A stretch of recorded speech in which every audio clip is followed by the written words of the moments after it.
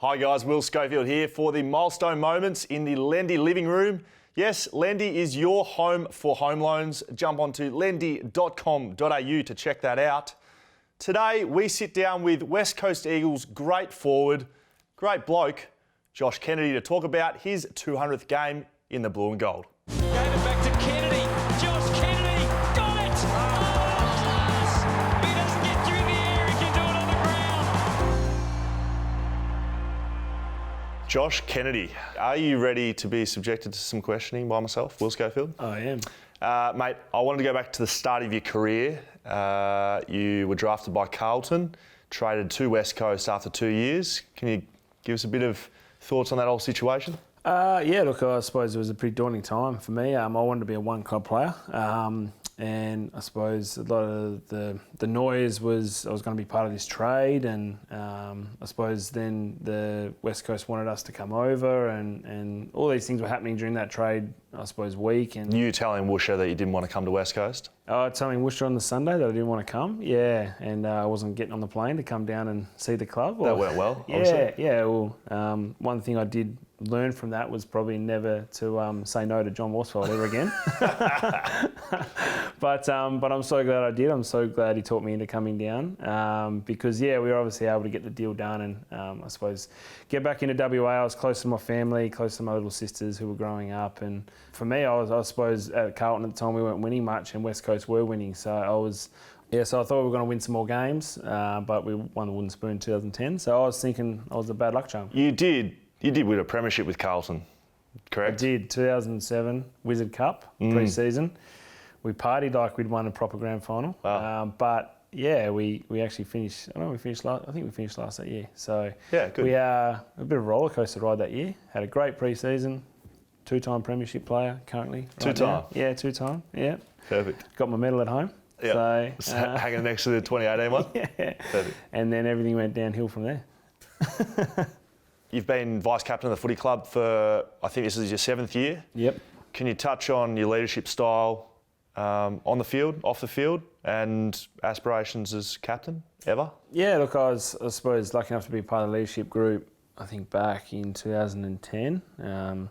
We won the Wooden Spoon that year, so Thanks. another Thanks unlucky again, mate. charm. Yep, That's no good. worries. But yeah, kind of got elevated to the leadership group. Guys, obviously, like, Coxie and Darren Glass, who were the leaders of the football club, Bo Waters. So I was able to learn a fair bit off them, I suppose, early days. And vice captain, I suppose, under Raz, which was a big honour for me. Obviously, with the player voting and stuff, it really meant a lot. And for me, I suppose leadership can be determined in so many different ways, and it's probably something that everyone's trying to master. There's no textbook on how to, I suppose, be a good leader because there's so many different individuals and so many different ways to lead. But for me, I suppose examples on the field was probably the biggest thing, is making sure that you're playing your role and playing the best you can do on field was probably my biggest one. And obviously the training was something that I worked on, making sure that I was training hard, so hopefully guys would follow that lead, because that's what I did with guys like Darcy and Coxie and Bowie Waters. You follow their lead, and I think that's good leadership. So, but yeah, look, it's been, I suppose, a big thing over the last 5 years. Bung being captain has been absolutely fantastic, and having me and Boots as vice captain, we've got a real good, I suppose, group that have grown together over the last 4 or 5 years. And we have our leadership meetings, and you're learning every day. That's probably the thing I love about it, is you're still learning how to, I suppose, deal with situations, opportunities that pop up that you see but then you don't act on. And being able to talk with Bung and Boots and guys that go like, oh, this is that moment, we should have done this is what we get, and just improving. And I think the last year we were able to get to a point where it wasn't just us who were trying to lead, it was the whole group. We had so many guys who weren't in the leadership, like yourself and Lewis Jetta, Mark LeCras, who weren't a part of the leadership group, but they were leaders. You're all leaders. So to see the group grow like that has been something that's been pretty cool over the last 4 or 5 years. On that point, Sweating bullets up here. Yeah, we all are. okay. So on that point, in terms of the development of the group in a leadership sense, I wanted to get your quick thoughts, maybe nice and tidy, on changes you've seen at the footy club since you've been here. So if you think back to your time as when you first got traded in a few areas. Yep. So you spoke about leadership there. What about training at the footy club? How's that changed from when you started to where you are now?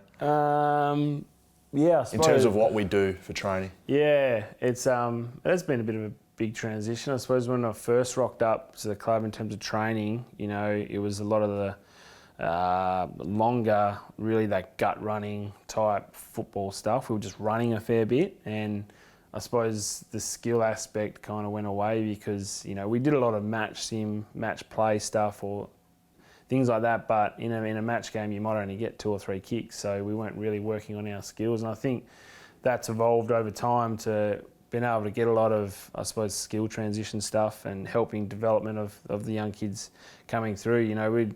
We used to question these guys, a lot of the guys can't kick, they can't kick in a game because under pressure, but we weren't giving them, I suppose, the capacity at training to practice their kicking. It was kind of their own extra time that they should be working on it, but training's for training. So I reckon that's been a big transition over from start to right now is we've basically worked on a lot of the fundamentals of footy and given guys the best opportunity to excel in that, and then bring that, once they're at that level, to bring them into game sense stuff and being able to under pressure and stuff. So it's good. Love it.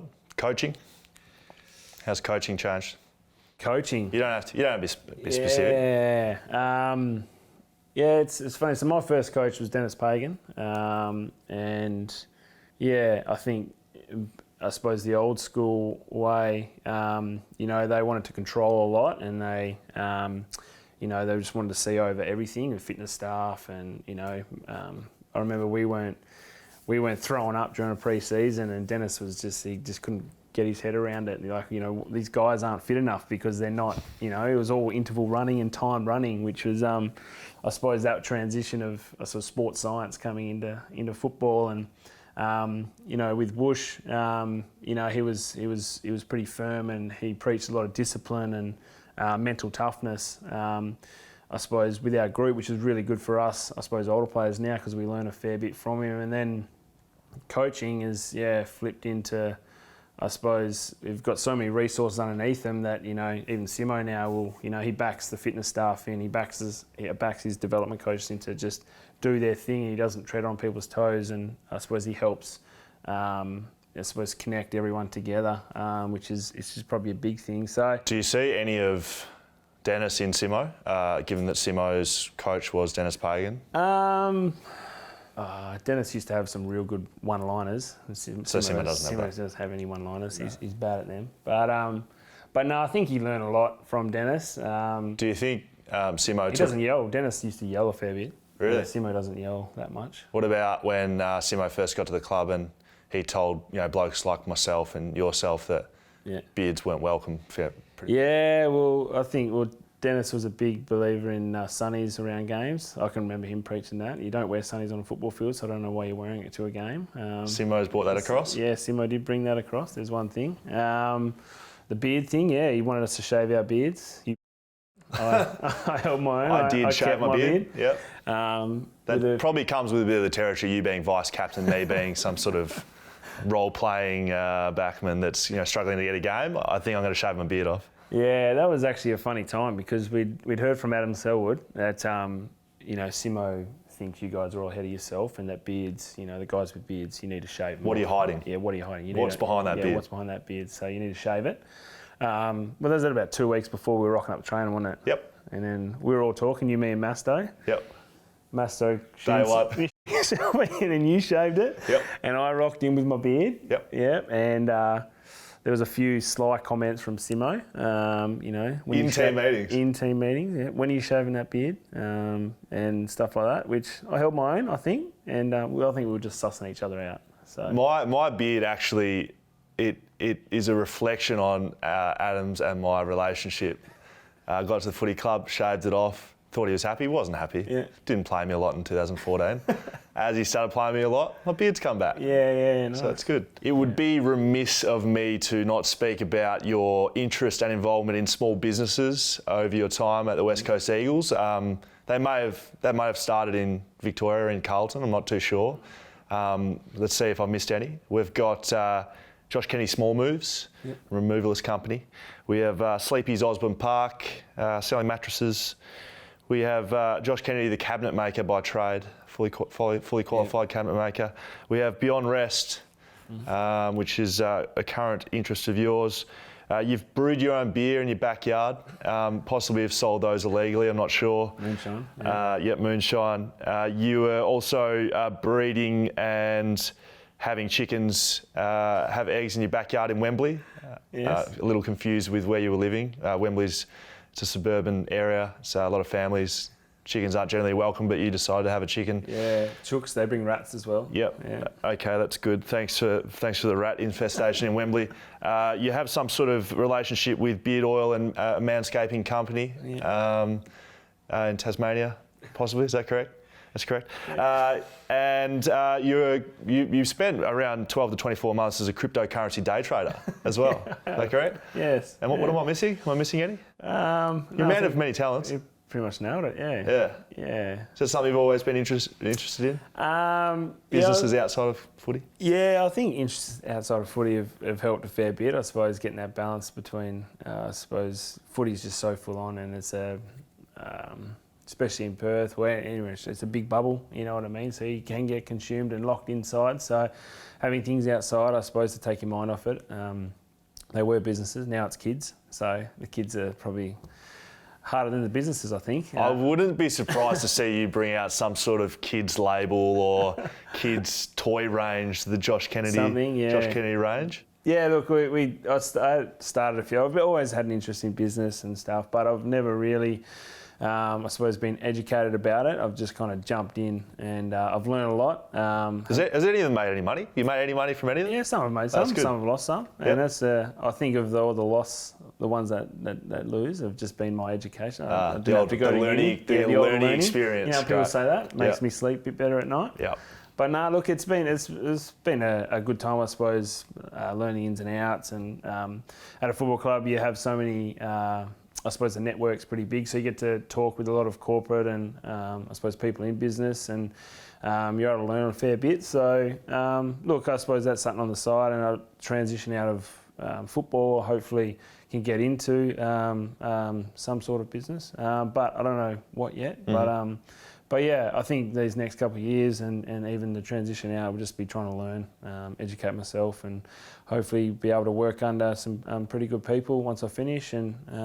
But we'll see how we go. Otherwise, I might just sell kids' toys at the markets down in Freo. Great, that won't be suspect at all. Go with a beard down at the Freo markets selling kids' toys. Mate, how many years can the West Coast Eagles fans expect to see you around the footy club kicking goals on Will Schofield in the pre-season? Well, we got this year and next year, so I didn't do pre-season, but maybe next year pre-season I might look to try and get through. But we'll see how we go, mate. I'll get through this year first, and we got next year.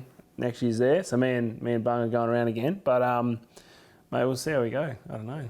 The body's been poor. The body Let's has be been honest. poor. The body's been poor. We're just scraping through at the moment, so I don't know. I might have to get back to brewing my own beer. I think that really helped me those years. I like that. We're in 2019, new season, but I think we need to touch on the premiership. We'll go down at the moment as proudest moment as a footy player. Yeah, definitely. I suppose you build that moment up so much as an individual, and we had 15, which we had a shocker, and I suppose not knowing if you'd ever get back there, because you realise how hard it is to get to a grand final, let alone go through a final series. So I suppose this year to be able to put ourselves in a position to have 2 home finals, which is a massive benefit for us, and playing at a new stadium, obviously win that first final, roll into a prelim, and to make the granny. I suppose we learned so much from 15 and it helped us a fair bit in 18. But I couldn't be more proud of the group that come through. And I suppose the whole year we dealt with a lot of injuries and people preached the squad mentality and all that stuff. But it all started back from pre-season when guys just wanted to play their role and be clear on it, and they really wanted to improve in that area. And a lot of guys were able to step up when they needed to, and guys went down, and the next guy come in and filled the spot. And yeah, look, I suppose grand final day, it was a mixed bag of emotions during the game. You know, I missed that first goal. Yeah, I was going to ask about that. Kicked 5 in a row. A lot of people had money on you to kick first goal. They've won enough over the last 14 years, surely. Wow, I like that. It's good front foot. But you obviously, I guess I wanted to give you the opportunity now to apologise to those people. People putting their hard-earned money, you know, they're putting it behind you. You're, I believe, one of the highest first goal kickers in the history of the game. You kick first goal a lot. So people have got high expectations of you as a footballer. So coming into the grand final, the biggest day of your career, a lot of money thought, Josh Kennedy, he's my man. Luke Shuey, no, I'm not done. Luke Shuey comes flying out of the middle, laces you out. Every one of those people around the country are going, yes, my hard-earned money has been well spent. Yeah.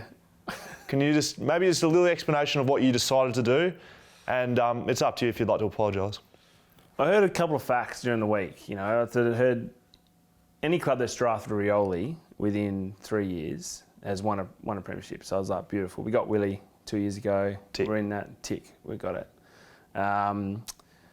One was the coin toss. You know, I think kicking to the city end the last 4 years or something. Whichever team has won or kicked to the city end, they've won. So Bunga comes and tells me which way I want to go.